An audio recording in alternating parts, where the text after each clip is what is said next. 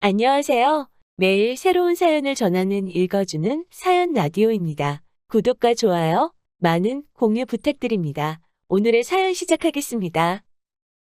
안녕하세요. 돈에 환장한 신우와 남편에게 질려버려서 이혼한 30대 여성입니다. 지금도 그 둘을 생각하면 우라가 치미는데, 아니 그렇게 둘이 좋아 죽을 정도면 그냥 둘이서 살지. 뭐 한다고 남편은 저한테 결혼을 하자고 한 건지도 모르겠고. 정말이지 또다시 머리가 지끈지끈 아파오네요. 저는 그래도 어떻게든 가정을 지켜보려고 했어요. 가장 아름다웠던 20대의 남편을 만나 최선을 다해 사랑을 했으니 마무리도 아름다웠으면 했던 거죠.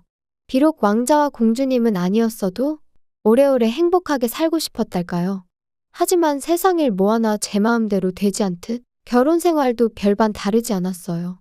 남편과 제가 더는 같은 곳을 보고 있지 않았던 데다가 어디서 갑자기 동화로 치면 마녀나 다름없는 신우가 나타나선 말 그대로 분탕질을 해댔으니 남편하고 처음 만난 건 공무원 시험을 준비하면서였어요. 저는 원래 혼자서 공부를 하다가 도무지 집중도 안 되고 불안해서 학원을 등록했는데 남편은 그때 이미 한 번 떨어지고 2년째 준비하던 학생이었죠. 그리고 그런 저희가 서로 안면을 트고 지내게 된 건 학원 시스템이 여러 명이 같이 모여 공부하는 분위기를 장려했거든요. 솔직히 처음엔 그냥 각자 알아서 하게 내버려 두지. 애들도 아니고 무슨 조를 짜주나 싶었는데 공무원 시험이라는 게 멘탈 관리가 중요하더라고요. 그러니까 비슷한 상황에 놓인 사람들을 모아놓고 서로 의지할 수 있게끔 분위기를 만들어준 거였지요. 그런데 한심하게 보이겠지만 결국 젊은 청춘들이 한데 있다 보니 그 안에서도 그 와중에도 좋은 감정을 갖게 되고 그렇게 되었네요. 그해 시험에 저희는 둘 다 보기 좋게 떨어졌어요. 냉정하게 말해서 남들은 목숨 걸고 준비하는 시험인데 연애를 해댔으니 결과가 좋을 리가 없었죠. 그래서 저는 억울하기보다는 쪽팔린 마음이 컸고 처음부터 제가 공무원 시험 준비를 하던 걸 반대하시던 부모님께선 이참에 때려쳐라 그러시더라고요. 그리고 워낙 결과가 처참하다 보니 1년 더 해보겠다 소리도 못하겠대요. 그런데 운 좋게도 제가 시험 끝나고 3개월 만에 있던 대기업 공채에 합격을 했습니다. 반면에 남편은 2년이나 쏟아부었는데 이제 와서 관둘 수는 없다며 계속해서 시험 준비를 이어나갔고 그래서 결론부터 말하자면 남편은 정확히 5년 만에 저랑 사귄 지 3년 만에 공무원이 되긴 했어요. 내내 준비하던 7급이 아니라 9급이라서 솔직히 좀 아쉽긴 했지만요. 남편은 발령받고 3달 만에 저한테 프로포즈를 해왔어요. 그런데 사실 저는 이미 5년이나 사귀었으니 오히려 굳이 결혼을 서둘러야겠다는 생각이 없었거든요. 이른 나이에 연애를 시작했다 보니 비록 끝자락이긴 해도 제 나이는 여전히 20대였고 하지만 남편은 남들보다 자기가 사회생활이 늦은 만큼 다른 건 더는 늦고 싶지 않다며 하루라도 빨리 가정을 꾸리고 싶다더군요. 그래서 서둘러 결혼을 추진하게 되었어요. 그런데 황당하게도 남편 쪽, 정확히 말하자면 신우가 저희의 결정에 반대표를 던졌습니다. 이제서야 비로소 남편 출세길이 열렸는데 뭐가 아쉬워서 저랑 결혼을 하냐 막말로 널린 게 여자다. 이제 너 좋다고 달라들 여자가 줄을 설 텐데 너무 성급한 거 아니냐 해가면서 말이죠. 기도 안 차더라고요. 무시하자는 건 아니지만 막말로 무슨 사짜 직업도 아닌데 출세길이 어쩌고 하는 것도 웃기고 직업적으로만 보면 남편이 저보다 좀 안정적이었을 뿐 급여는 제 절반 수준밖에 되지 않았는데 얼마나 손해를 보는 것처럼 말하는 것도 웃겼고요. 그리고 지금 생각해보면 이런 신우의 헛소리를 전달한 남편도 문제였는데 그때는 그렇게 생각을 못하고 저에게 뭐 하나 숨기지 않는다는 사실이 바람직하다고 느꼈는데 정말 눈에 뭐가 씌었던 건가 싶기도 해요. 아무튼 결국 참다 못한 제가 남편더러 신우 좀 어떻게 해보라고 신우의 저 헛소리를 해결하지 못하면 결혼은 못한다 했습니다. 그랬더니 며칠 뒤 다름 아닌 시부모님께서 저에게 연락을 하셔선 따로 만나자시대요. 그리고는 당신들 딸 그러니까 신우가 남편보다 6살 많은데 어려서부터 동생에 대한 애착이 무척 남달랐다 하시더니 첫째라서 책임감이 강하다. 당신들이 좀 오냐오냐 해줬더니 자기가 다 옳다고 생각하는 면이 있다. 그래도 애가 속정이 깊어서 결혼하고 가족이 되면 너한테도 금방 잘해줄 거다 그런 말씀을 하셨지요. 그리고 그때는 신우라는 인간은 제정신이 아닌 것 같아도 시부모님 되실 분들은 다르구나 싶더라고요. 게다가 남편도 앞으로 신우랑 제 사이에 크던 작던 무슨 일이 있으면 무조건 제 편을 들겠다며 자기가 다 미안하다 하니. 그래서 참고 결혼했어요. 까놓고 제가 신우랑 살부비며 살 것도 아닌데 그까짓 거 무시해버리자면서 말이에요. 그런데 막상 식을 올리고 한 몇 달 동안 제가 몸소 신우와 시부모님을 겪어보니 한마디로 집안의 대소사가 전부 다 신우 손에서 결정이 되고 있었어요. 시부모님은 경제력이 없으시다 보니 신우의 벌이에 의존하고 계셨고, 그러니 신우의 말이라면 신우가 성질이라도 한 번 내면 시부모님도 더는 어쩌지 못하시는 게 눈에 보였죠. 게다가 저희 어머님은 원래 사람이 좀 조용하시고 좋은 게 좋은 거라고 둥글게 넘어가시는 편이세요. 아니, 이건 제가 좋게 표현한 거고 실은 당신 의견을 잘 말씀하지 않으시고 우유부단하십니다. 그리고 신우는 이런 어머님의 성격을 도대체 이해를 못하겠다, 답답해 죽겠다 해대면서 매번 자기가 나서서 시어머니 역할을 대신하려 들더라니까요. 사실 결혼 전 상견례 자리에서도 계속해서 시부모님 말씀을 끊어가며 나대는 모습을 보이긴 했는데 그때는 그냥 사람이 드세서 저러나 싶었거든요.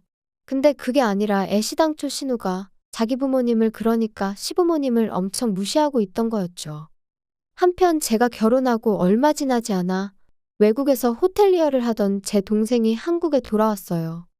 친정아버지께서 같이 사업을 해보자며 동생을 불러들이신 거였죠. 참고로 저한테도 권하시긴 했는데 전 사업 쪽엔 영 관심이 없어서 진작에 거절한 상황이었습니다. 큰 조직과 체계 안에서 주어진 일을 하는 게 솔직히 마음이 편했거든요. 그리고 그때만 해도 제가 이혼을 하게 될 줄은 몰랐고 오히려 남편과 아이를 낳고 그렇게 살 줄 알았으니 사업까지 잘 해낼 자신이 없었던 것도 사실이고요. 그런데 그 사업이란 게 말 그대로 대박이 났어요. 초기 자본금 6억. 적지 않은 돈이 들어간 사업이었지만 전액 회수까지 오랜 시간이 걸리지는 않았습니다. 그리고 그런 와중에 친정아버지께선 저도 많이 챙겨주셨어요. 특히나 제가 그렇게 갖고 싶어 하던 비사의 외제차를 사주시기도 하셨고요. 그런데 그 차를 받은 게 화근이었을까요? 그 무렵부터 남편이 자기도 공무원 때려치고 저희 아버지 밑에 들어가서 사업을 하고 싶다 뭐 그런 소리를 자꾸 하는 거예요. 제가 그건 안 된다고 몇 번이나 얘기를 했는데도요. 표정이 왜 그래? 사무실에서 무슨 일 있었어? 똑같지 뭐. 맨날 싫은 소리나 듣고 내가 그 쥐꼬리만한 돈 벌자고 이렇게 수모를 겪으며 살아야 하는 건가 싶어. 이러려고 5년씩이나 갖다 바쳤나 싶고 아버님이랑 처남은 사장님 소리 들어가면서 일하니 적어도 무시는 안 당할 거 아냐. 서운하다 서운해. 사람마다 하는 일마다 받는 스트레스의 종류가 달라서 그렇지. 아버지도 경수도 다 나름의 고충이 있어. 그러니까 자꾸 비교는 하지 마. 그래도 사장으로 받는 고충이랑 내가 받는 고충이라 같겠냐? 하여튼 자기 일 아니라고 말은. 기껏 걱정해서 한 말인데 무슨 말을 그렇게 해? 나도 지금 하는 일 때려치고 사업하고 싶다니까? 그러지 말고 장인어른한테 다시 한번 얘기 좀 해봐. 아니 사위도 자식이라며 근데 왜 처남만 데리고 사업을 하시는 거야? 막말로 이거 진짜 차별하냐? 진짜 서운하다니까. 그걸 나한테 따져도 소용없어. 아버지가 안 된다고 하셨을 땐 다 아버지 나름대로 이유가 있으신 거니까. 진짜 너도 장인어른도 그러는 거 아냐? 아니면 혹시 돈 좀 해달라고 하면 어때? 뭐라고? 그게 무슨 소리야? 사업을 하고 싶으면 당신이랑 나랑 일단 돈을 모아서 그리고 이후에 하든 말든 해야지. 왜 당신이 사업을 하는데 우리 아버지한테 돈을 해달라고 부탁을 드리래? 절대 안 돼. 매번 남편이 때려치고 사업이나 할까 어쩔까 해댈 때 저는 솔직히 그저 푸념이라고만 생각했어요. 누구나 가슴속에 사표 한 장 품고 다닌다는 말처럼 그냥 하는 소린 줄로만 알았죠. 그런데 언젠가부터 자꾸 저더러 너도 자식인데 왜 처남만 해주시냐 하더니 급기야는 대놓고 친정에서 자본 좀 끌어와라 하니까 어이가 없더라고요. 그런데 여기서 끝이 아니었습니다. 안 된다고 했으면 싫다고 했으면 그런 줄 알면 되지. 그걸 신우한테 이야기를 한 거죠. 올케 우리 얘기 좀 하지? 무슨 일 때문에 그러세요? 장훈이가 올케한데 서운해하더라. 일 관두고 뭐 다른 것 좀 해보고 싶은데 협조를 안 해준다며. 협조를 안 해준다기보다 형님도 아시다시피 지금 직장 들어가려고 그 사람이 애 많이 썼잖아요. 그런데 이제 와서 갑자기 왜 저러는지 모르겠거든요. 마누라는 떡하니 외제차 끌고 다니는데 지는 똥차 끌고 다니고 그러니 걔가 기분이 좋겠어. 거기다 올케 아버지고 동생이고 사업해서 돈을 쓸어 담는다며? 장훈이도 보고 듣는 게 있으니 그렇지. 아니 왜 안 껴주신다는 거래? 안 껴주실 거면 막말로 좀 도와주시던가. 막말로 장훈이가 사업해서 올케네 식구들처럼 대박치면 올케는 이러나 저러나 손해볼 거 없이 좋잖아? 사업이라는 게 한두 푼 드는 일도 아니고. 그리고 친정이랑 돈 문제로 엮이는 거 싫어요. 결혼할 때 도와주신 것만으로도 저는 충분하거든요. 올케는 왜 자기 자신만 생각해? 너무 이기적이다. 식구들이 원래 다 그렇게 이기적인가 봐? 그러니까 사위고 매형이고 남편인 우리 장훈이가 저렇게 서운해하는데도 누구 하나 먼저 손 내미는 사람이 없지. 말 좀 가려가며 하세요. 막말로 그렇게 안쓰러우면 형님이 뭐라도 하나 차려주시면 되겠네요.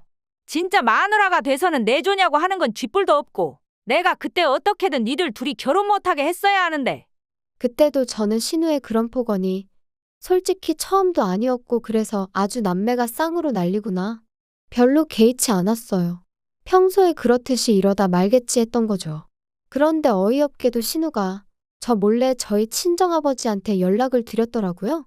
평소 제 행실 때문에 저희 부부가 이혼위기에 놓였다면서 거기에 관해 어른들끼리 이야기를 좀 나누자면서요. 그리고 저희 친정아버지는 그때만 하더라도 신우가 단순히 시부모님 대신 약속을 잡는 정도로만 생각을 하셨지 신우가 자리에 직접 나올 줄은 상상도 못 하셨답니다. 요새 잘 나가신다는 이야기는 들었는데 오늘 보니 틀린 말은 아니네요. 거두절미하고 말씀드릴게요.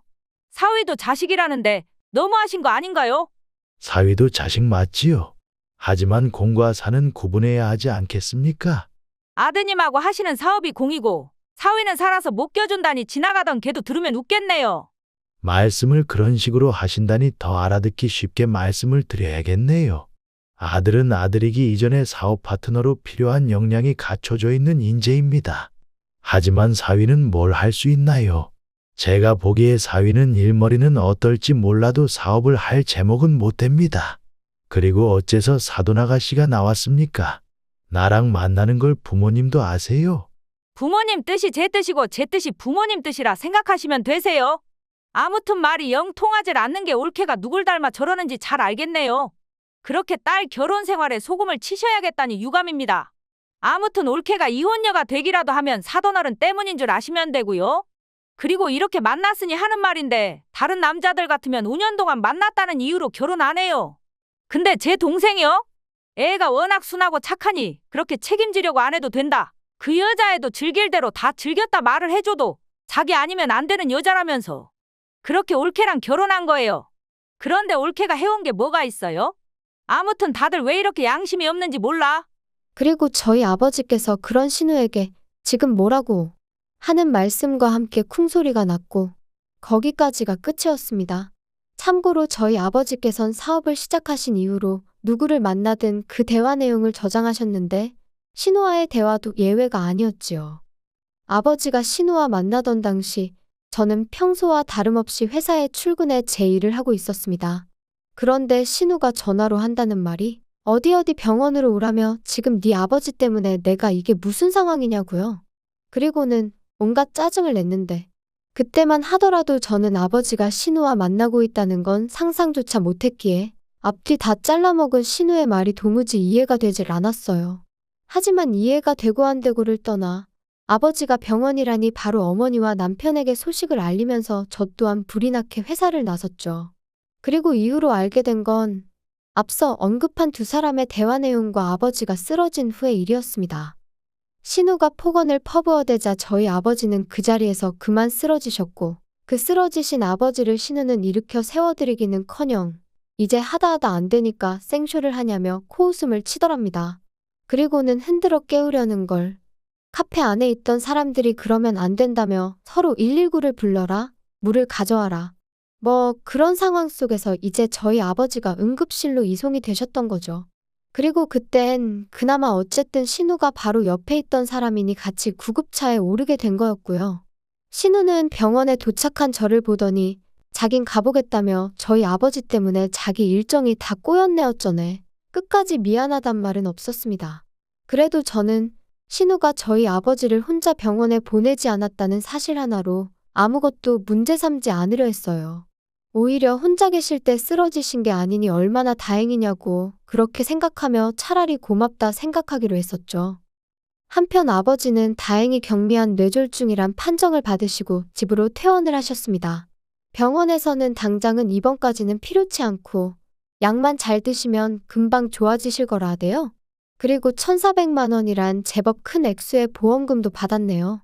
그런데 문제는 남편이 이 사실을 알게 되었어요.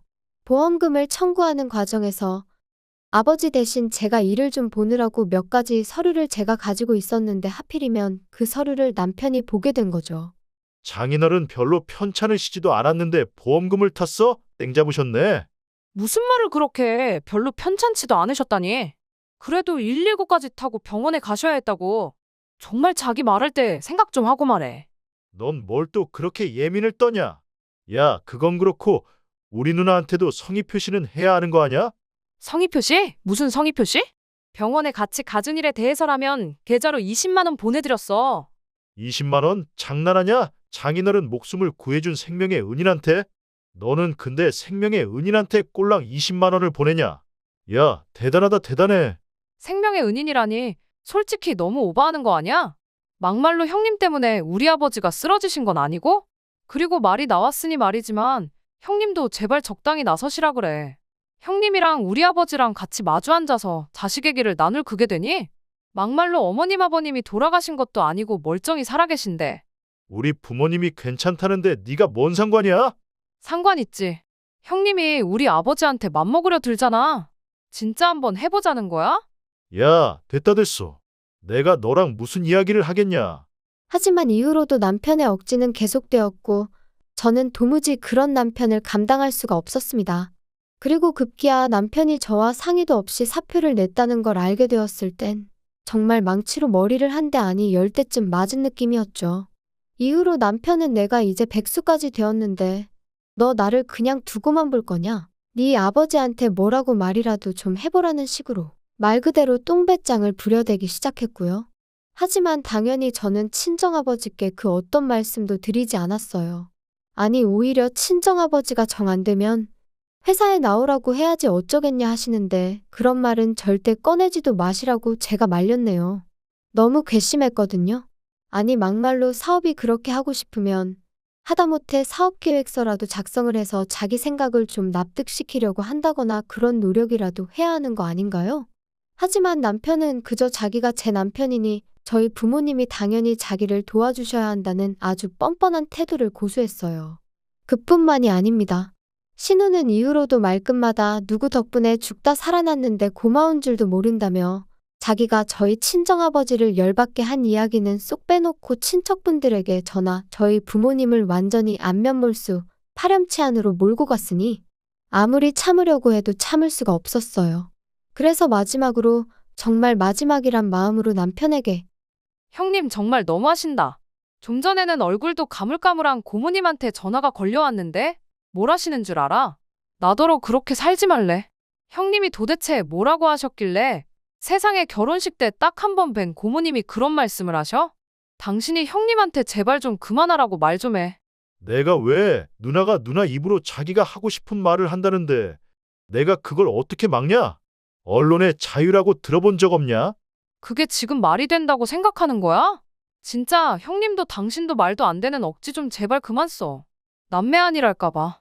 그러니까 나는 남매라서 우리 누나 동생이라서 누나한테 이래라 저래라 하기 싫으니까 욕먹기 싫으면 지금이라도 누나한테 죄송합니다 하고 줄 건 주고 네가 잘하면 되겠네. 정말 그렇게 나온다 이거지? 그러니까 당신은 나랑 형님 사이에서 형님 편이다 이거네? 아무렴 당연하지. 우리 누나는 이러나 저러나 나를 위해선 뭐든지 할 사람이지만 너야말로 나랑 장인어른 사이에서 장인어른 입장만 생각하잖아. 그래 그럼 우리 결론 났네. 당신은 형님이 중요하고 나는 당신 말대로 우리 아버지가 중요하니 못하러 같이 살아? 막대 먹고 날강도 같은 당신 누나도 당신도 지긋지긋했는데 이제 다 끝이야. 그런데 어이없게도 막상 제가 남편과 이혼하기로 하니 신우가 그때부터 그전과는 전혀 다른 태도를 취하기 시작했습니다.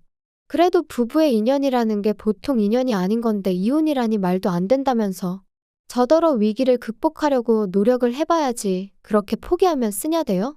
그래서 제가 이게 다 형님 덕분 아니냐? 이렇게 되길 바라신 거 아니냐니까. 자기는 그저 윗사람으로 몇 마디 한 것뿐이지. 누구보다 저희의 행복을 바란다나 어쩐다나. 그리고 신우가 그렇게 태도를 달리한 데는 다 이유가 있었습니다. 남편이 신우더러 저랑 갈라서는 대로 신우네 집에 들어가 살아야겠다고 했던 거죠. 신우는 자기가 벌려놓은 상황이 있으니 대놓고 안 된다고도 못하고. 그러니까 왜 괜히 동생 부부 사이에 끼어들어 이 사단을 만든 건지. 하지만 저로서는 신우 덕분에 남편의 민낯과 그 음흉한 속내까지 전부 다 알아차리게 되었으니 오히려 고마웠습니다. 그래서 마지막으로 만났던 날엔 집에 가는 길에 커피나 한 잔 사 먹으라고 10,000원 쥐어줬네요. 울그락불그락하는 신우의 표정을 여러분들도 보셨어야 하는데. 아무튼 결국 저랑 남편은 이혼했고 남편은 신우와 같이 살기 시작한 모양이에요. 그렇게 물보다 진한 피로 맺어진 지 누나랑 같이 살게 되었으니 얼마나 좋을까요? 오손도손 잘 지냈으면 좋겠어요. 괜히 저 말고 또 다른 불쌍한 여자 팔자 꼬아놓지 말고 어떻게 마무리를 해야 하나 싶은데 혹시 주변에 자기 건 자기 거, 남의 것도 자기 것이라고 착각하는 사람들이 있다면 참지 말고 꼭 확실히 선을 그으시라고 말씀드리고 싶어요. 확실히 말해도 못 알아들은 척 고집 부리는 인간들이 많은 게 함정이긴 한데 괜히 애매한 모습을 보였다간 휘둘리기 쉽상이겠다는 걸 제가 이번에 뼈저리게 배웠거든요. 여러분은 저와 같은 실수는 하지 않으셨으면 좋겠습니다. 그나저나 요새 날씨가 따뜻했다 눈왔다. 도무지 종잡을 수가 없네요. 이럴수록 감기 조심하셔야 하는 거 아시죠? 건강 유의하시고 항상 즐거운 일만 있으시길 바라겠습니다. 감사합니다. 긴 이야기 들어주셔서 감사합니다. 오늘의 사연은 여기까지입니다. 구독과 좋아요, 알람 설정해주시면 앞으로 더 좋은 사연으로 찾아오겠습니다. 감사합니다.